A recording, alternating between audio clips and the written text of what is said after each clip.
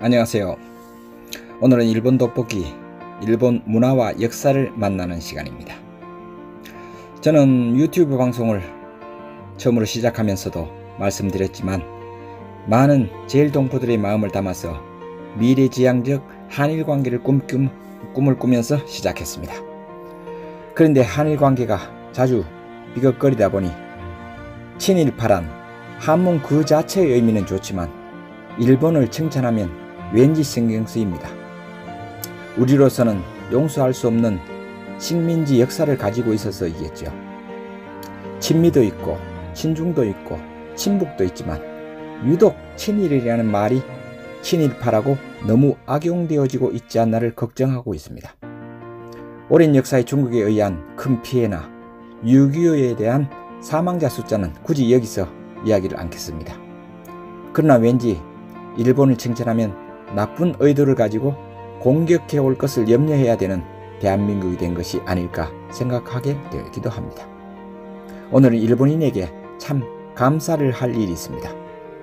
우리 친구 관계가 그러하듯 일본과도 서로 칭찬을 하면서 좋은 관계로 나아가기를 저는 늘 희망합니다. 요즘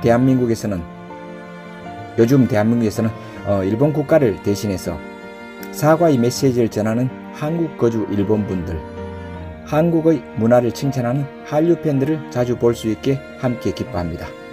일본에서도 한류 팬들을, 그런 분들을 자주 보게 됩니다. 저도 누가 뭐래도 일본에게 칭찬이 필요한 부분은 칭찬을, 감사가 필요한 부분은 감사를 할 것입니다. 또 일본인 한류 팬들처럼 상대에 대한 비난은 자제를 할 것입니다.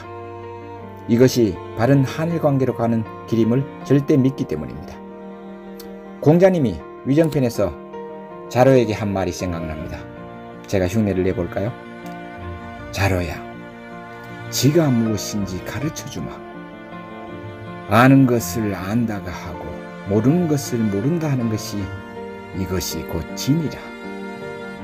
일본 돋보기는 공자님께 부탁해서 말씀을 드립니다. 여보게들, 미래지향적 우정 한일관계를 가르쳐주마. 서로가 잘한다는 것은 잘한다고 박수를 치고 잘못한 것은 덮어주는 것이 이것이 곧 미래지향적 한일관계의 시작이니라.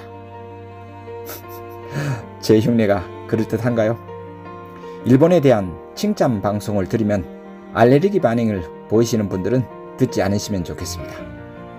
오늘은 정말 일본인에 대한 감사를 해야 하는 제 마음을 담은 진한 글을 재정리해서 읽어드리겠습니다.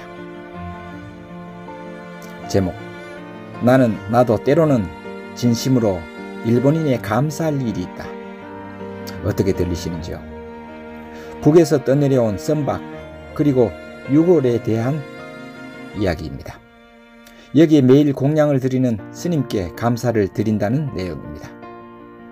2017년 연말의 일이다. 하얗게 눈 내린 대지에 검은 옷을 입은 합장한 스님이 천사처럼 아름답게 다가온다. 도센지의 무연고 묘비, 일본에게는 니혼가의 일본해가 되겠습니다만 우리의 동해가 내려다 보이는 아키다켄 오가시 언덕, 누가 관심을 가지고 가져가는 사람이 없는 거의 북한에서 작은 배와 함께 떠내려온 유골을 모셔놓은 잘 정리된 묘비가 있음을 여러 뉴스를 보며 알았습니다. 1960년경부터 이 절에서는 신혼불명의 저승으로 간 사자를 받아와서 정성껏 위로하고 있다고 했습니다. 그 내용을 상세히 들여다보면 지방자치단체로부터 의뢰를 받은 일입니다. 그러나 이렇게 매일 정성껏 공양을 드리는 일은 돈으로 할 수 있는 일이 아님을 일본에 오래 살고 있는 저는 너무 잘 압니다.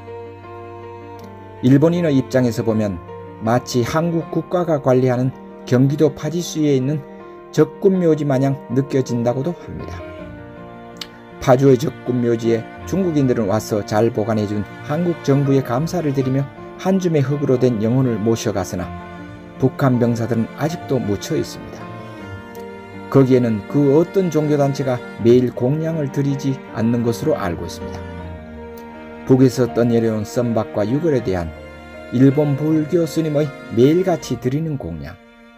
물론 문화의 차이라 가볍게 치부할 수도 있지만 그게 아닙니다. 다시 한번 생각해 봅니다. 일본 도센지의 무연고 묘비. 이 묘지 앞에 매일매일 합장을 하고 목탁도 두드리면서 영혼을 위로하는 스님. 당시 그 뉴스를 듣는 순간 저는 일본의 불교 신앙 앞에 그들이 빚어낸 죽음의 철학 앞에 갑자기 고개가 숙여졌습니다. 일본인이거나 외국인이거나 무용고이거나 그 종교적 철학은 평등했습니다. 그리고 내 머릿속은 세월을 거슬러 올라갔습니다. 몇 년 전 나홀로 일본 속 우리 역사 찾기를 하면서 심야버스를 타고 방문했던 나라켄 아스카, 그리고 아스카테라라는 사찰이 생각납니다. 일본 고대 시기인 552년 백제로부터 백제계 인물로 알려진 소가시가 전쟁을 불사하며 일본으로 들여온 불교. 혹시 도센지 스님에게 백제계 소가시 영이 내려와 계신 걸까 생각해보기도 했습니다. 그리고 또 문득 교토의 귀무덤이 생각났습니다. 1592년 도요토미 히데요시가 임진왜란을 일으켜서 수많은 악행을 저지르고 부하들에게 충성을 표시할 것을 명령했습니다. 그 명령은 조선인의 코와 귀를 잘라서 소금에 절여 일본으로 가져와 큰 무덤을 만든 아픈 역사.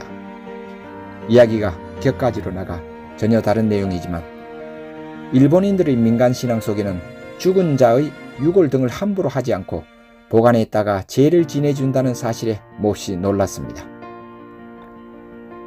물론 교토의 귀무덤에서도요. 여기 또한 역사 탐방에 관심을 가지며 아픈 선조분들을 만나고 싶어 민단이 제를 지내는 날 도쿄에서 심야버스를 타고 아침에 도착해서 국화꽃 한 송이를 받쳐 올리기도 저는 했습니다. 바로 옆에 있는 도요토미 히데요시 신사가 있어서 째려보면서 말입니다. 그리고 제를 올리는데도 가슴이 아픈 사연이 있었습니다. 그 선조들의 묘 앞에 제를 올린 날에 남의 민당과 북의 조총련이 하나 되지 못하고 서로 다른 날을 잡아서 행사를 한다는 것입니다. 물론 코무덤, 귀무덤에 대해서는 여러분들의 감정과는 저는 다르지 않습니다. 일본 문화는 이렇게 자기 나라 사람이 아니더라도 심지어 자기들이 행한 악행의 무덤에조차도 제를 정성껏 드리는 문화. 분명 우리와는 전혀 다른 문화의 한 부분입니다. 죽은 자의 모습도 그러하지만 일본의 문화는 신사 중에 사람과 동물신뿐만 아니라 유명한 장군의 갑옷만 모시고 있는 곳도 있으니 이방인들은 그들의 샤머니즘적 정신문화를 이해하기 힘들지만 눈을 꾹 감고 이해를 하고자 합니다. 목탁을 두드리며 스님은 인터뷰에서 이 추운 겨울에 이어지는 북한 선박으로 보이는 고기잡이배와 신원불명의 시체, 2017년에 이 지역만 13구로 역대 최고 숫자라고 합니다. 스님은 그 누가 전혀 찾아오지도 않는다 했습니다. 여러 정황으로 보아서 이국 땅에 묻히는 어부의 나라는 몹시도 힘든 환경 속에 살아가고 있을 것이라고 스님은 느꼈다고 합니다. 이런 신원불명의 시체가 많았던 적은 없었다고 스님은 혀를 찼습니다.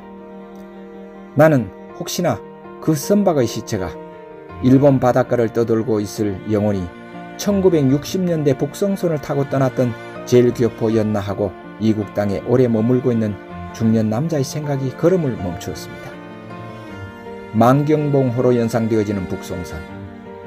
1959년 12월에서 1984년까지 진행된 북송 사업을 통해 북한으로 건너간 제일조선인은 일본 국적자, 제일조선인과 결혼한 일본인 아내도 포함 6,730명을 합쳐 모두 93,339명입니다.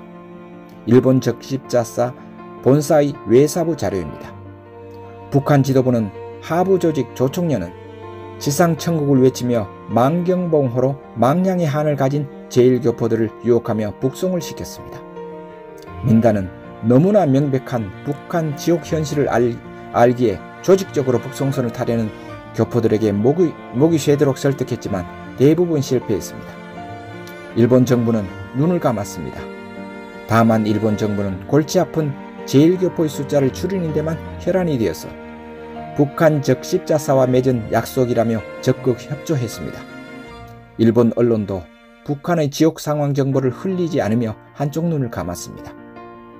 일본에 살면서 아직도 느끼는 것은 국민의 한없이 성실하고 거짓이 없고 착하지만 일본 정부는 때로 일본 국민의 도덕적 기준을 밑도는 모습에 답답할 때가 있습니다. 그들이 타고 왔다고 하는 죽은 자의 작은 고깃배는 바닷가에 처량하게 정박해 있었습니다. 항구를 떠날 때는 큰 희망을 품고 출발을 했을 주인 잃은 작은 배는 혼자라도 돌아가고 싶은 것일까? 고개를 들고 하늘을 쳐다보며 우는 걸까? 고향 북녘 하늘을 쳐다보는 걸까? 멀리서 오늘도 내가 감사드려야 할 일본 스님의 목탁 소리가 낭낭히 들려오는 듯 합니다. 2018년 1월 12일자로 기록했습니다. 저는 이 감사해야 할 동해가 내려다 보이는 아끼다 깬 오가시 도센지의 무연고 묘비에 꼭 방문해야겠습니다. 참이슬을 한 병 사들고 가서 한국의 작은 소주잔에 가득 부어 묘비에 뿌려드리겠습니다. 그리고 합장을 하면서 평화적 남북 통일을 염원하겠습니다. 스님께서 아무도 찾아오지 않는다는 그 말씀이 저에게는 일본에 사는 한국 사람들아, 너희들은 어찌도 이렇게 매정하고 무심하냐로 들립니다. 스님에게 한국의 김치라도 들고 가서 감사를 전하는 날이 하루빨리 오기를 기도해 봅니다. 감사합니다.